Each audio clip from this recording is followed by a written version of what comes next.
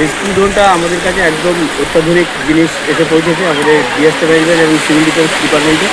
তো একটা জায়গায় যদি কোনো ইনসিডেন্ট হয় বা কোনো ডাউনিং হয়, সেখান থেকে লোকজনকে তুলতে গেলে খুব শর্ট টাইমের মধ্যে আমরা এটাকে সেই জায়গায় মুভ করাতে পারবো। মানে একজন সাঁতারু তাকে গিয়ে উদ্ধার করার আগে অনেক আগেই এই ড্রোনটা সেখানটায় আমরা অপারেট করে পৌঁছে দিতে পারবো। সেক্ষেত্রে এটা রেস্কিউর ক্ষেত্রে অনেকটা গুরুত্বপূর্ণভাবে আমাদের সঙ্গে যুক্ত হয়ে গেছে।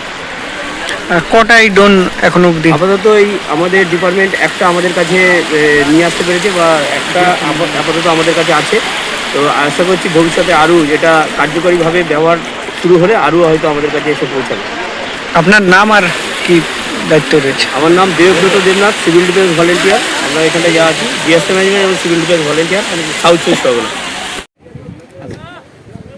আজকে আমরা জেলা শাসকের নির্দেশে আমাদের যে বিভিন্ন ডিজাস্টার ম্যানেজমেন্ট এজেন্সি আছে তাদের একটা মক ড্রিল প্রোগ্রাম এখানে করলাম। যে আমরা বুঝে নিতে চাইলাম যে আমাদের যারা এই রেস্কিউ অপারেশন এই টাইপের কাজের সাথে আমাদের যে এজেন্সিগুলো যুক্ত থাকে তারা কী অবস্থাতে আছে, প্রিপারেডনেস কেমন আছে, তাদের রেসপন্স টাইম কতটা আছে, এবং তার সাথে সাথে আমরা যে ইকুইপমেন্টসগুলো ব্যবহার করে থাকি সাধারণত এই রেস্কিউ অপারেশনে সেগুলো কেমন কাজ করছে, সেগুলো ঠিকঠাক কাজ করছে কি না, বা কত কম সময়ে আমরা রেস্কিউ করতে পারবো যদি এরকম সিচুয়েশান ঘটে, তার একটা মহড়া এখানে আজকে আমরা করলাম। এবং আমাদের যেটা অবজারভেশন যে আমাদের ওয়াটার ড্রোন যেটা এবছর নতুন ইন্ট্রোডাকশান হলো আমাদের গঙ্গাসাগর মেলাতে জেলা প্রশাসনের পক্ষ থেকে, সেটাও কিন্তু খুব ভালো কাজ করলো আমরা দেখলাম।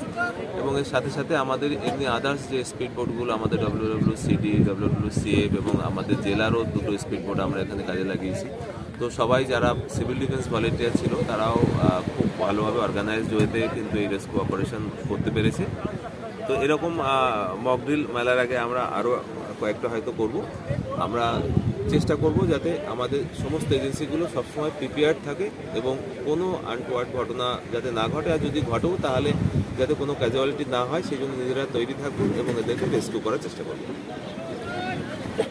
তাকে যেভাবে ধরে নাও রেস্কিউ করা উচিত, দেখবে যে লোক ডুবে যাচ্ছে জলে তারও একটা টেন্ডেন্সি থাকবে সে তোমাকে টেনে নিচে নামিয়ে দেওয়া বা করা, তো সেটা আমাদের অনেক সময় সমস্যা তৈরি করে। তো সেই মেজাজগুলো কিন্তু আগে থেকে দেখে নেওয়া হবে, দেখে নেওয়ার পর সেইভাবেই আমরা রেস্কিউ করবো।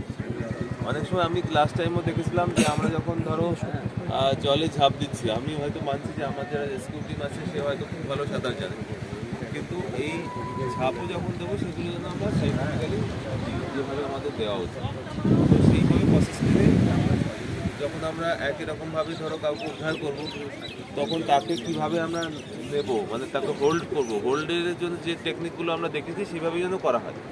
কারণ কি দেখা গেলো যে আমরা যে একটা লোক আনকনসিয়াস তাকে